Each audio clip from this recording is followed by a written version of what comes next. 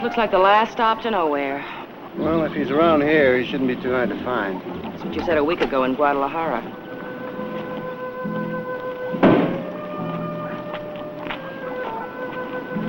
Hi.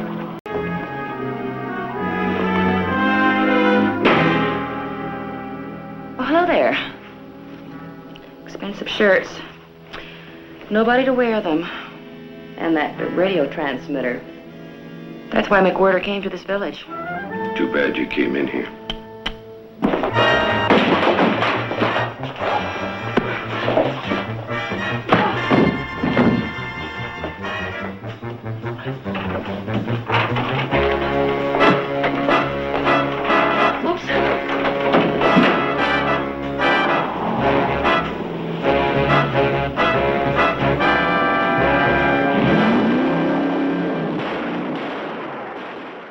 Okay, so welcome back, and we're working on our AC Cobra from the TV series Honey West.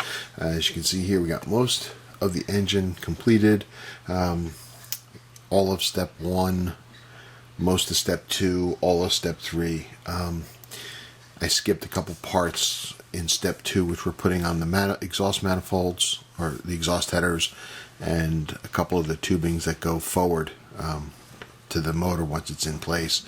I left them off because I wasn't sure if I was going to wire this or not. I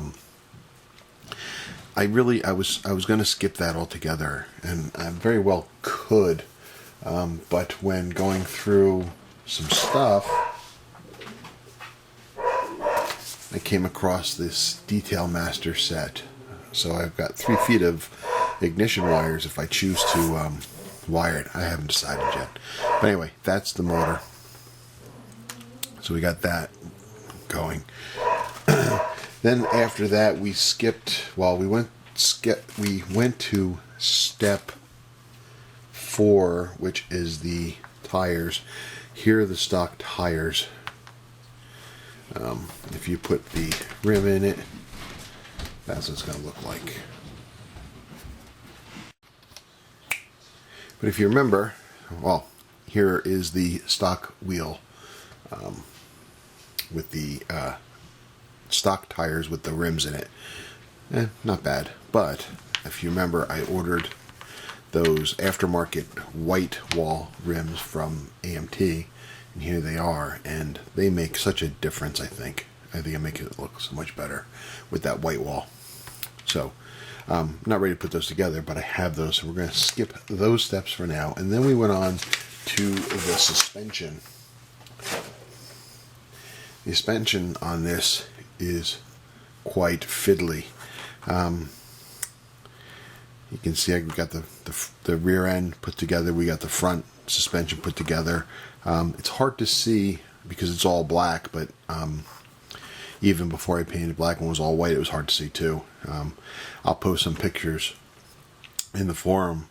You can check it there. You'll see though that it's pretty difficult, but I decided to give it all a quick coat of black primer. I will go and detail some other spots along the way now that it's all done, just to give it some points of interest and add some, some visualizations to it. So that's where we are with the suspension. Then the next thing we are going to is the body. As you can see here, we got the body.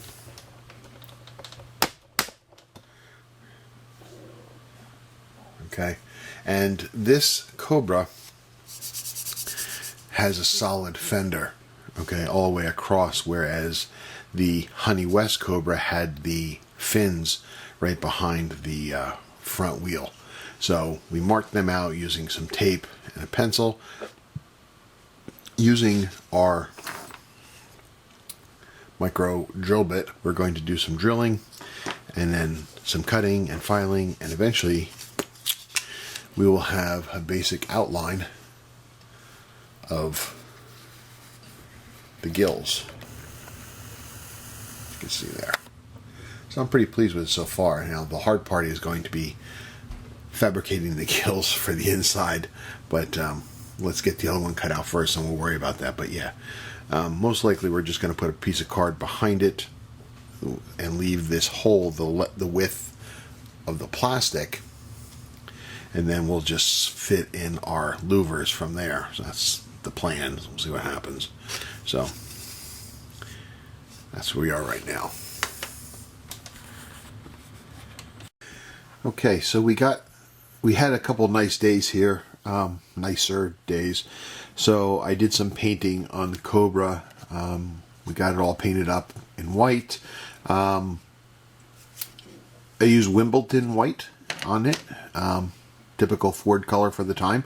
Got the trunk painted, the hood painted. It's really weird. I was having a problem where I painted all these at the same time, and for some reason the hood crinkled up on me. Like it was, you could see all the cracks in it. Matter of fact, there's still a little some in there. I get this just right. But it was really weird, so only this crinkled. I sanded it down, reapplied primer, put on the paint, and it crinkled again. I went through this process 4 times, and it kept crinkling, each time a little less. But yet it still kept doing it. It didn't do about the rest of the car. All these parts were all done at the same time, all done at the same coat, you know what I mean? Everything was done at the same time except for this hood. And for some reason, it just kept crinkling up.